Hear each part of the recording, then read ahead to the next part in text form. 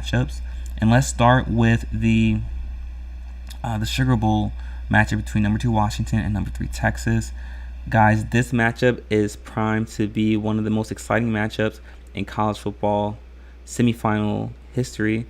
When we think back to some of the best matchups, best games in the semifinals since the college football playoffs inception, a couple of games come to mind. One being the Rose Bowl between Georgia and Oklahoma, as well as the Ohio State Alabama semifinal in the Sugar Bowl in 2014, and the Michigan TCU matchup, the Georgia Ohio State matchup from last season, both those games last year in the semifinals. Those are some of the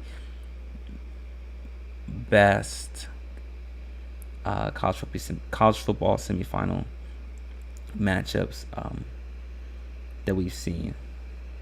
And this game between Washington and Texas is primed to be right up there in terms of excitement with those other games. Listen, Washington has been subject to a large amount of disrespect, surprisingly, from the media, and from fans. And I don't understand why, because Washington has been one of the most consistent teams all season. Obviously, they're undefeated, champion of the Pac-12, the Pac-12 being the best conference this season in college football. They have a Heisman frontrunner, Michael Penix Jr. You could argue that Michael Penix Jr. is the best quarterback in college football. Washington has in terms of total yardage, the third best offense in college football. Their defense has improved tremendously over the course of the season, particularly on the interior and the physicality they've been able to impose. And Washington knocked off what many thought was one of the best teams in college football in Oregon in the Pac-12 championship game. So Washington is much better than people expect or giving credit for. And the big knock that Washington has been getting all season is their physicality.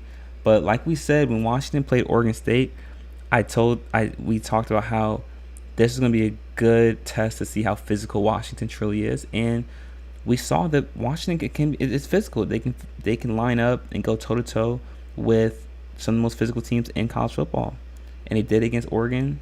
They did against Oregon State. Both those teams are two of the most physical teams in college football. And if we look at Texas, Texas has the best win in college football this season, going into Tuscaloosa, defeating Alabama. Texas has one of the best running attacks in college football. They struggle throwing the ball sometimes, especially when Quinn Ewers was out. But Quinn Ewers is back, and he's in rhythm. And we saw what Texas did to Oklahoma State in the Big 12 championship game.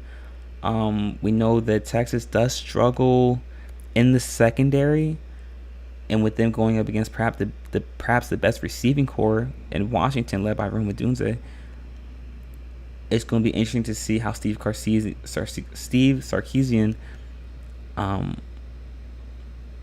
adjusts his play calling and adjusts his coverage to stop that receiving core at Washington. We know that receiving core or the secondary for Texas has struggled all season in terms of inconsistent play. We know Texas is pretty physical, extremely physical on the interior. They have a good front seven. Will they be able to generate pressure on Michael Penix Jr. in Washington? That is what the big question will be. And will Washington be able to stop the run against Texas?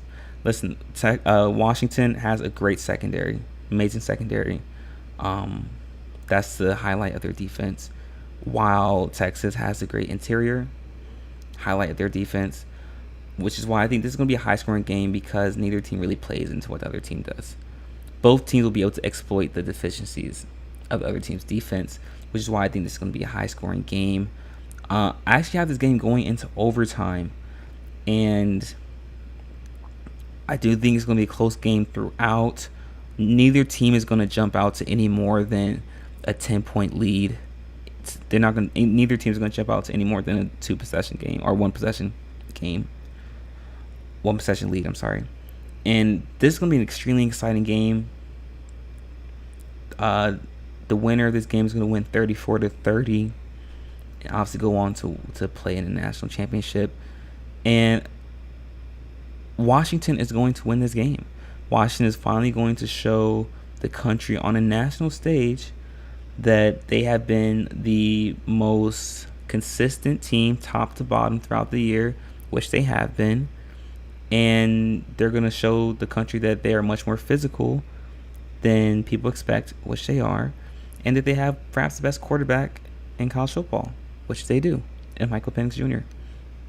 And like I said, the game's going to be 34-30. Do think Washington is going to win in overtime, and this game will only be a reflection of just how talented both these teams are. Listen, Texas is an extremely talented team. They're moving on into the SEC after this year, and based on what I've seen this year, they will be ready. They are ready. They look like an SEC team right now, and that's why they were able to be so successful in the Big 12 this year, despite them losing to Oklahoma. And it's so strange that loss to Oklahoma shows you what happens when you play rivals in college football. The stats, the rankings, everything just goes out the window when you play your when it's rivalry weekend, or you're playing your rival, because clearly that Texas is not the Texas that we see now. Though Texas that they had about a month stretch where they didn't look as proficient as people thought they were, but that's neither here nor there. They're here now. But I do think Washington, like I said, Washington's has been the most consistent team, top to bottom all year. And I think the physicality that Texas brings, Washington will be able to match with that. And Washington is going to win this game 34-30, and it's going to be an exciting game. This is going to be the most exciting college football playoff semifinal matchup we have seen since its inception in 2014. But let me know what you guys think. What do you guys see happening in this Sugar Bowl matchup? Do you think that Washington will be able to pull off the victory? Do you think Texas will be able to pull off the victory? Do you think it's going to be a close game? Do you think it's going to be a blowout? Let me know what you guys think in the comment section and in the chat room. I'm looking forward to hearing all about it. But in our next and final segment, guys, we're going to be discussing the Rose Bowl, the big daddy of them all, between Alabama and Michigan. So be sure to stick around for that, guys. You are not going to miss it. We'll be right back.